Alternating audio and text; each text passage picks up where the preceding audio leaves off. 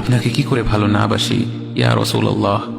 যখন আপনি আমাকে ভালোবেসেছেন সেই 1400 বছর আগে, যখন আপনি আমাকে মিস করতেন, আশা করতেন যেন আমার সাথে দেখা করতে পারেন, অথচ তখনও আমি জন্মই হইনি। সেদিন সাহাবীরা আপনার চোখে পানি দেখে বলল, ইয়া রাসূলুল্লাহ, আপনি কাঁদছেন কেন? আপনি বললেন, আমার ভাইদের খুব দেখতে ইচ্ছা করছে। সাহাবীরা বললেন, আমরা কি আপনার ভাই নই ইয়া রাসূলুল্লাহ? আপনি বললেন, না, তোমরা আমার সাহাবী। আমার ভাই হলো তারা যারা আমার পরে আসবে এবং আমাকে কখনো না দেখেও তারা আমাকে বিশ্বাস করবে। মৃত্যু শয্যায় শুয়ে আপনার অন্তরে এই চিন্তা ছিল যে আমাদের পরিণতি কি হবে। উম্মতি উম্মতি বলতে বলতে আপনি আপনার রবের নিকট ফিরে গিয়েছেন।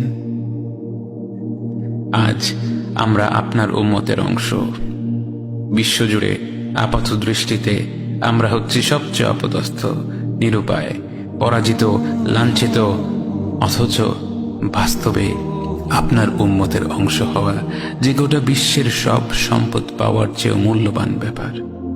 আজ আমার মনে যত আশা, যত আকাঙ্ক্ষা, যত স্বপ্ন, যত চাহিদা, সব কিছু পেয়ে গেলেও নিজেকে এতটা সৌভাগ্যবান মনে করতাম না যতটা মনে হয় আজ আপনার উম্মতের একজন হতে পেরে।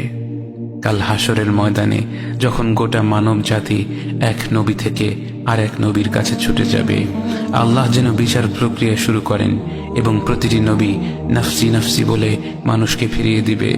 অবশেষে যখন সবাই আপনার সামনে হাজির হবে এবং আপনি গোটা মানব জাতির প্রতিনিধি হয়ে আল্লাহর সামনে সিজদা করবেন, সেদিন আপনার উম্মতের সদস্য হওয়ার পূর্ণাঙ্গ মর্যাদা প্রকাশ পাবে।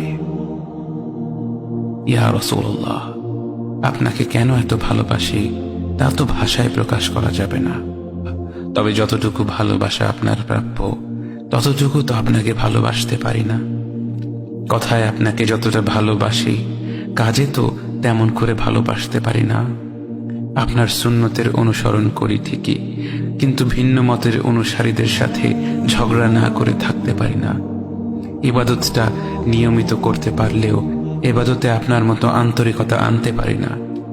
বাহ্যিক বিষয়ে আপনার অনুসরণ করতে পারলেও চারিত্রিক দিক থেকে তো আপনার কাছ থেকে শিক্ষা নিতে পারি না। মুখে আপনার প্রতি সালাওয়াত পেশ করলেও কাজে কর্মে উম্মতে মুহাম্মদ হিসেবে আপনার সম্মানটা রক্ষা করতে পারি না। রাসূলুল্লাহ, হাবিবুল্লাহ, নবিয়ুল্লাহ, ইয়া মুস্তাফা, আমরা তো আপনার উম্মত হবার যোগ্য নই, কিন্তু আপনার রব তো সবচেয়ে ক্ষমাশীল। তিনি তো আমাদের যা প্রাপ্য তার চেয়ে অনেক বেশি অনুগ্রহ প্রদর্শন করতে সক্ষম। আপনি আমাদের যতটুকু ভালোবেসেছেন তিনি তো আমাদের এর চাইতেও বেশি ভালোবাসেন। আমরা আমাদের ভুল ত্রুটি সম্পর্কে যতটুকু অবগত তিনি তো তার চাইতেও বেশি অবগত।